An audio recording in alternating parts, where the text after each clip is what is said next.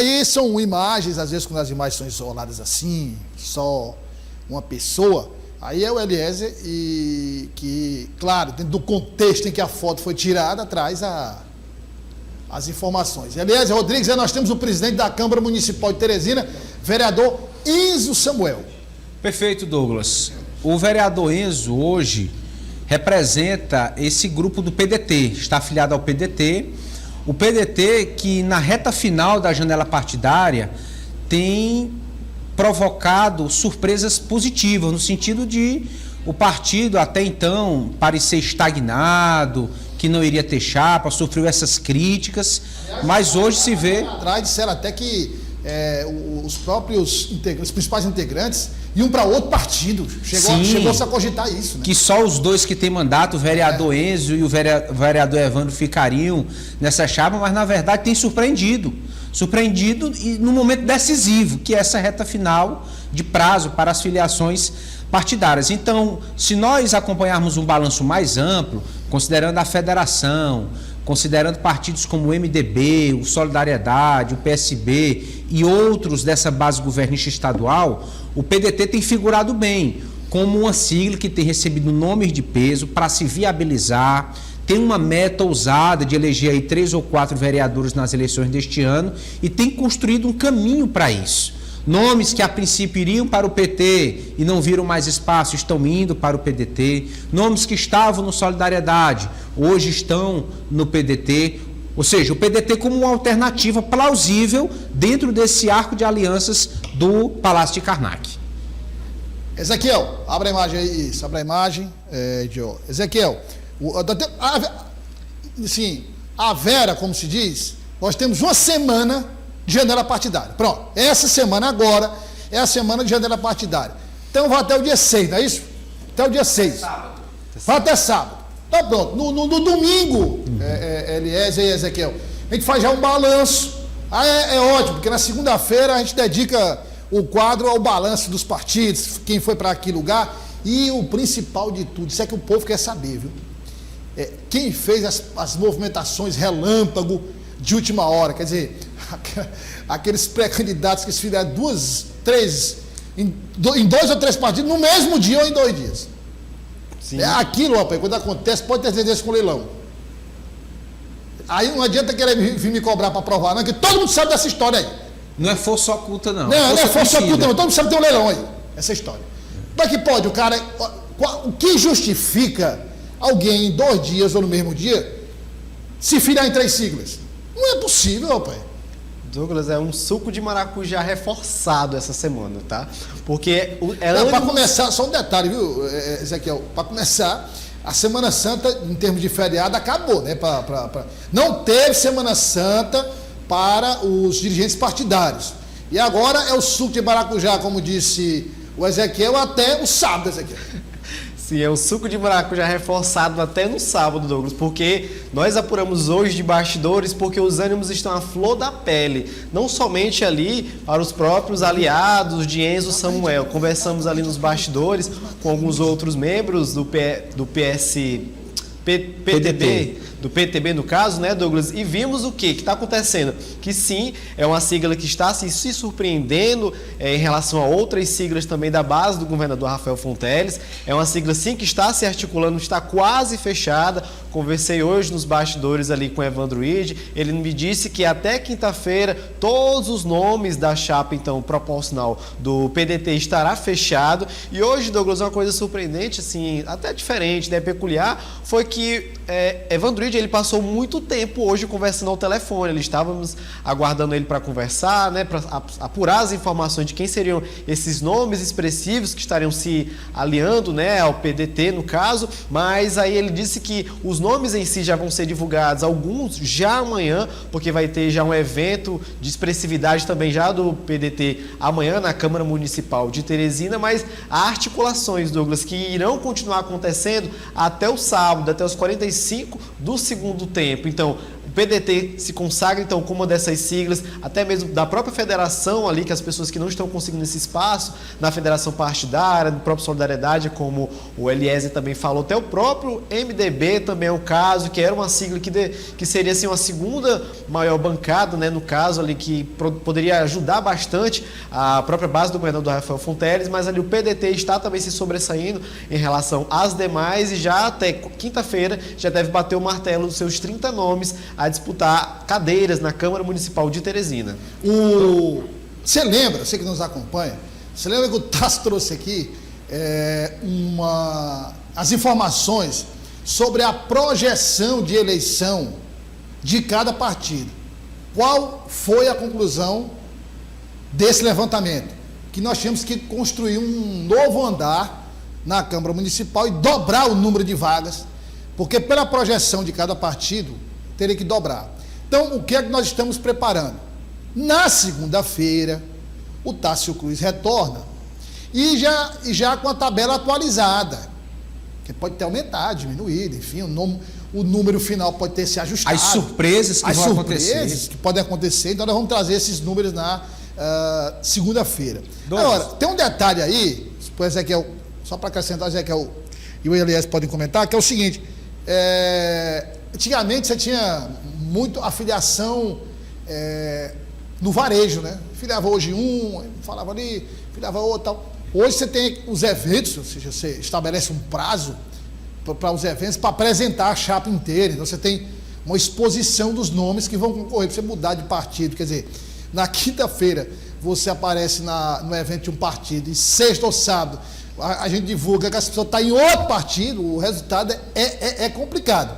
Então, assim, tem também, só para colocar o componente aí, o Elias pode falar, Elias, que é a exposição. E aí uma mudança assim repentina não cai bem, né? Não cai, quebra a confiança, cai em descrédito a pessoa que fica migrando de partido, porque partido representa bandeira, grupo, ideologia. Se muda de um dia para o outro, essa pessoa não é de confiança, ela não tem estabilidade. Douglas, e nesse processo eu gostaria de chamar a atenção para 2 pontos. Cada partido vai poder lançar 30 candidatos a vereador de Teresina, que é o total de vagas disponíveis mais um. Isso não quer dizer que o partido tem que filiar só 30. Pelo contrário, é bom que filie mais e muito mais pré-candidatos, porque é preciso uma margem de segurança.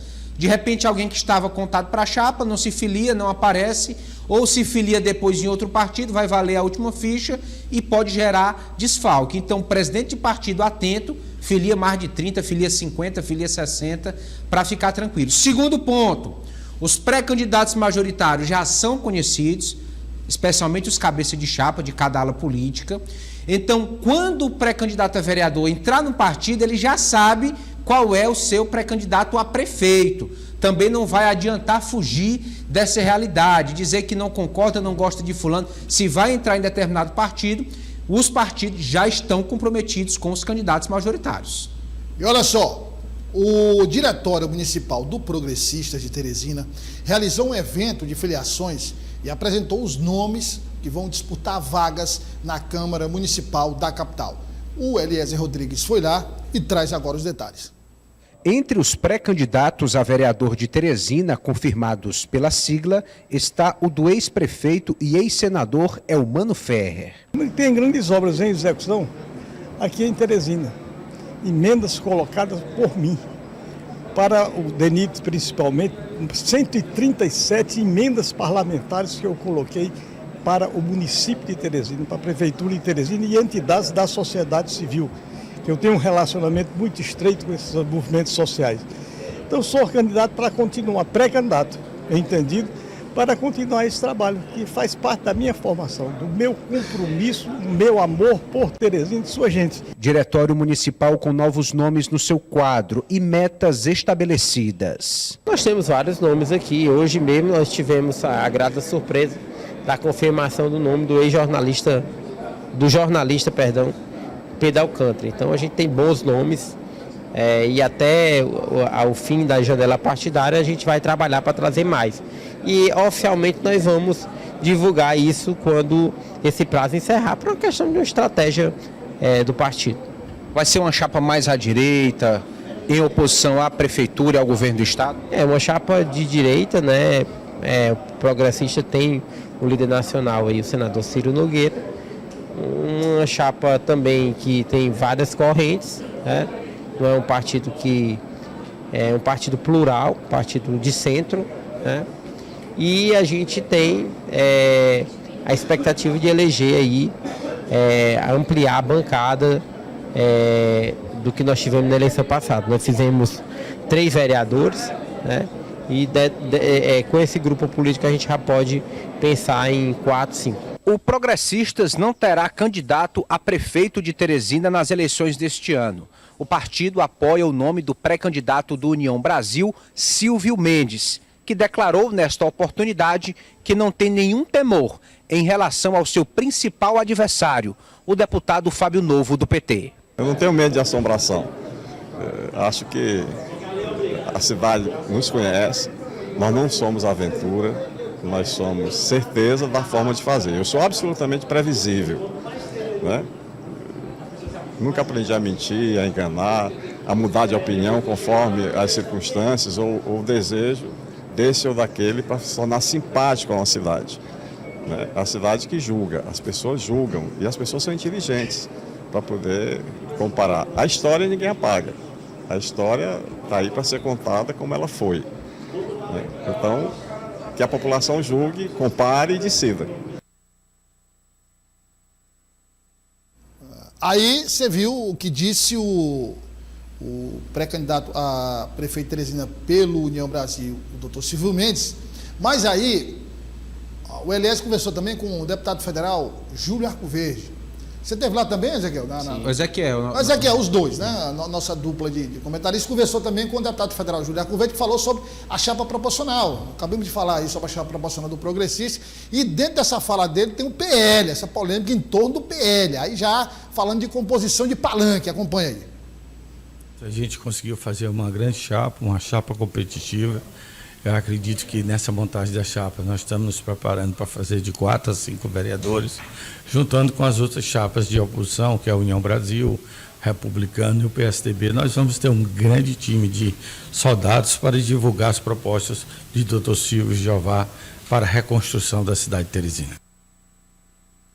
Bom, vou começar aqui com o Eliezer Rodrigues. 2 coisas.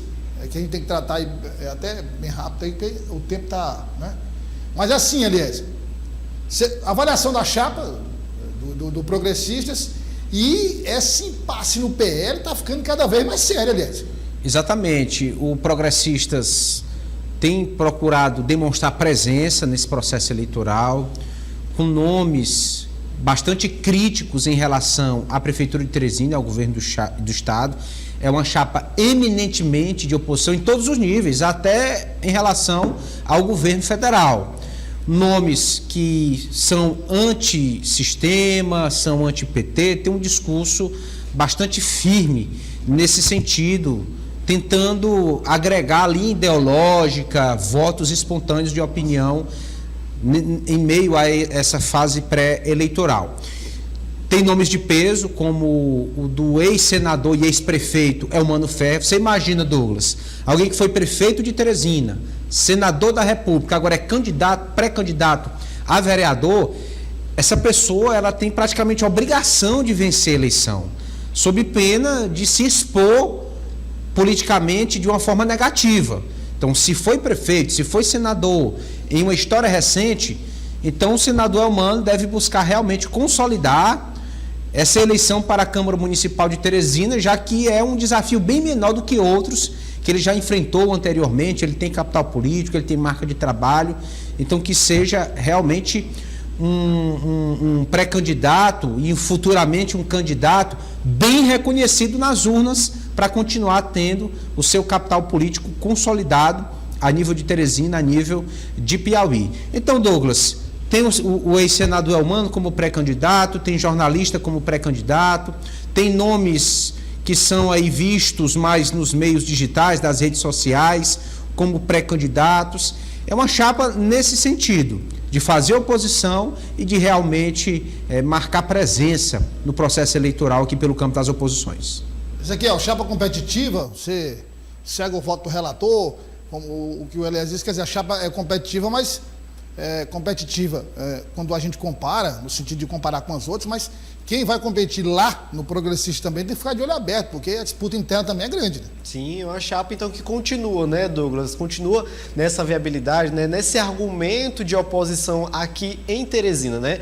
Como o próprio pré-candidato a prefeito Teresina, Silvio Mendes, falou, são 3 siglas, né? A gente pode falar do Republicanos também, que faz agora esse somatório de forças por conta, então, de Jeová Alencar, tem o Progressistas, tem o União Brasil, mas ali nós questionamos, Douglas, o deputado federal Júlio Arcoverde sobre o Partido Liberal, em razão de quê? Porque o Partido Liberal é a sigla do ex-presidente Jair Bolsonaro, e ele, Júlio Arcoverde, é um dos grandes defensores, foi até para esse evento que aconteceu na Avenida Paulista no mês passado, lá de expressividade, para falar sobre então essa oposição a nível nacional, e lá a gente fez esse questionamento justamente a ele, se o PL também poderia fazer esse somatório de forças, haja vista que Leonardo Eulalio fala que está montando essa chapa proporcional então do PL, mas ainda não é prego batido e ponta virada se esse partido continuará mesmo com a gestão do prefeito outra pessoa, ou seja, se poderia sair então da base da Prefeitura de Teresina e, claro, fazer esse somatório de forças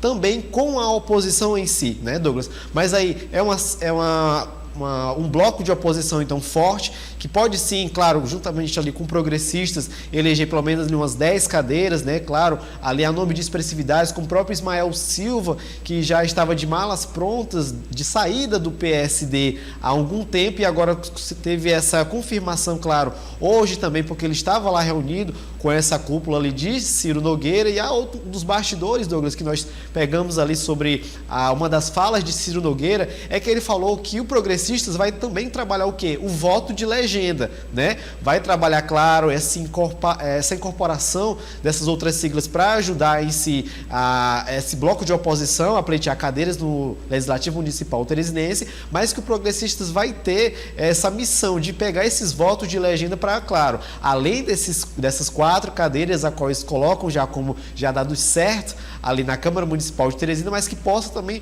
pegar outras cadeiras também pelas próprias sobras desses votos de legenda. São siglas, então, de expressividade que vem agora somar nesse bloco de oposição em Teresina, e como você bem disse, Douglas, vamos fazer esse balanço já no próximo domingo, dia 7 de abril, para saber quais são esses nomes que vão estar à disposição dessas siglas de oposição, e se vão sim continuar essas mesmas siglas que estão agora, essas siglas sobreviventes, ou se vai mesmo acontecer dessas siglas menores acabarem sendo extinguidas em razão, claro, dessas articulações políticas que hoje lutam para conseguir esses números expressivos de votação para que, claro, possam conseguir o maior número de cadeiras possíveis na Câmara Municipal de Teresina.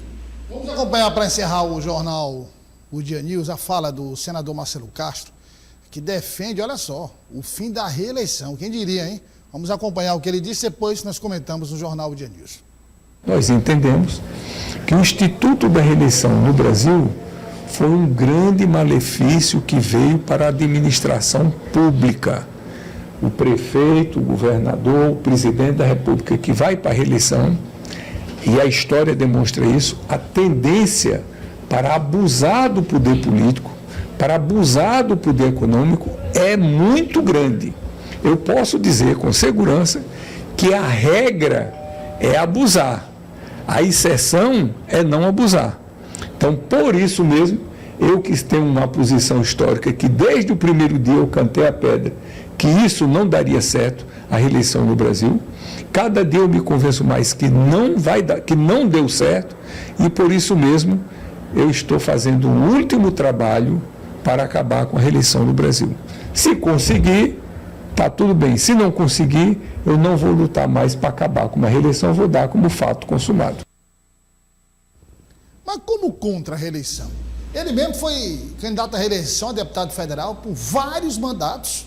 Ele só citou o malefício da reeleição para cargos majoritários, mas cargo proporcional não tem malefício. Agora vai ser candidato à reeleição para o Senado Federal. Outro ponto a ser observado.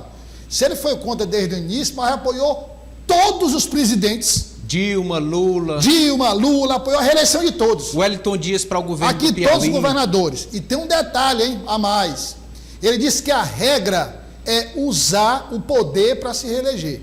Se ele diz que a regra é essa, ele deve ter alguns elementos que comprovem esta afirmação. Ele, como parlamentar, deveria denunciar ao Ministério Público, à Justiça Eleitoral, que esses governantes estão usando o dinheiro para se reeleger. É uma fala contraditória, Eliezer. Exatamente. Eu tenho uma sincera admiração pelo senador Marcelo Castro, por ser um político experiente, por ter opiniões sempre bem embasadas, fundamentadas em dados, estudos e levantamentos, mas neste ponto ele, na posição de relator da reforma do Código Eleitoral, ao defender o fim da reeleição, ele mesmo coloca a sua história política em contradição, porque foi alguém que foi reeleito várias vezes para a Câmara Federal, foi alguém que apoiou a reeleição de Dilma, de Lula a nível de Brasil, de Wellington Dias no estado do Piauí. Então, só agora se deu conta dos malefícios, do jogo desigual que representa o Instituto da Reeleição. Mas, enfim, é a defesa atual, está perante a população esse fato, que o próprio povo faça algum juízo de valor nessa questão. Agora eu vou ouvir o Ezequiel, porque, sinceramente, eu estou chocado. Né? Assim, ó. E ouvir o senador Marcelo Castro falar nisso, quer dizer, coerente seria ele dizer, lá no começo era contra, então desde a reeleição de Fernando Henrique Cardoso, que eu me pronuncio publicamente contra, mas não, ele apoiou todos aí, ele mesmo é candidato à reeleição. Por exemplo, por que ele dá uma demonstração agora de desapego à reeleição, Ezequiel, e não concorre? Aliás, tem um detalhe, hein? Quem não lembra do senador Marcelo Castro lá atrás, dizendo que não seria candidato à reeleição ao Senado? Você lembra disso? Ele disse lá na campanha que não seria candidato à reeleição. Então, por que ele não cumpre? Primeiro essa promessa e dá também uma demonstração de desapego à reeleição. Não, vou ceder minha vaga aí para o governador Rafael Fontes, articular com outras pessoas aí, outra pessoa do MDB. Ezequiel, seria uma boa demonstração de que realmente ele não tem apego à reeleição, né? Sim, Douglas. Em si, esse novo Código Eleitoral, né, essa reformulação dessa junção de todos os códigos eleitorais que existem, né, regidos ali juntamente com o Tribunal Superior Eleitoral e também outras emendas à Constituição, no papel é muito legal, muito bonito de se ver em razão da própria simplicidade que isso vai causar em si no próprio Congresso Nacional. Mas a partir do momento, então, que ele está lá no Senado Federal e fala sobre esse fim da reeleição, eu só gostaria de fazer uma pergunta, Douglas. Será que também se ele iria compactuar desse mesmo pensamento, caso então o seu filho, né, Castro Neto, seja, quem sabe, né, eleito a senador da República e ele não consiga também, no caso, ser reelegido, até mesmo com o próprio atual mandato dele, né, de deputado federal pelo PSD, se ele seria a favor ou contra a reeleição do filho, a qual então ele teve essa viabilidade, essas articulações para lá colocar, então, Castro Neto nesse determinado local. Então, Douglas, algo, então, de se pontuar, de se destacar, mas aí há de se ver os prós e os contras em razão disso. É bom de outras pessoas, claro, poderem assumirem o mandato em si, de não colocar esse nome à reeleição e novos nomes poderem fazer essa oxigenação na política nacional, mas também há outros nomes que já tiveram essa participação, essa expressividade em mandatos anteriores, mas aí temos que ver o que a legislação vai decidir até 2026 para que, claro, possa surtir efeito já no ano seguinte, em 2027.